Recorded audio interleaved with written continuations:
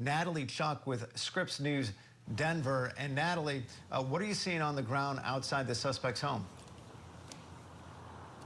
Good morning, Andrew. Yeah, our team has been monitoring out here all night long, and it wasn't until about 30 minutes ago that we started to see some real activity out here. So I want to step out of the way so you all can see. We saw roughly more than a dozen cars, probably now that we have counted, roll into this neighborhood. If you take a look, you can see this string of cars lining the sidewalk, and then up to the left, if you can make it out, there are some law enforcement agents, we assume to be investigators, standing right there in that nook. This apartment complex is really several different units of townhomes broken up, and that is the specific nook that they are honing in on up there.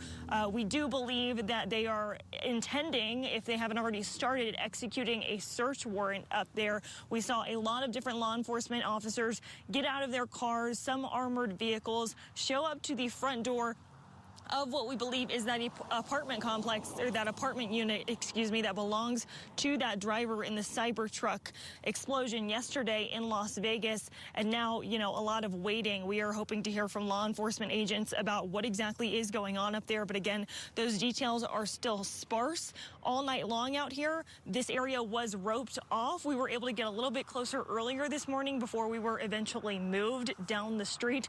But they have definitely been here monitoring the scene for the last several hours. Andrew.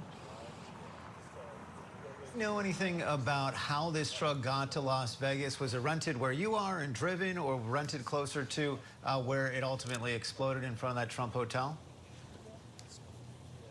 Yeah, so as soon as we got confirmation that that truck was rented from Colorado, we started digging, and we came to the conclusion that there's only one Turo listing for that rental company offering a Cybertruck here in Colorado Springs. So we assume that the truck was rented from that one specific listing. We understand that that person who owned the truck, who rented it out, has been cooperating with law enforcement. But again, we believe that truck drove from here in Colorado Springs more than 800 miles to Las Vegas, where it eventually exploded. That's about a 12-hour drive from here in northeast Colorado Springs. I did talk to neighbors this morning. They said they never noticed a Cybertruck in the neighborhood. They think that would have stuck out to them.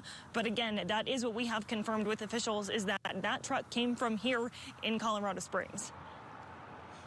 All right, so many questions that still remain unanswered. Natalie Chuck with Scripps News Denver. Thank you so much.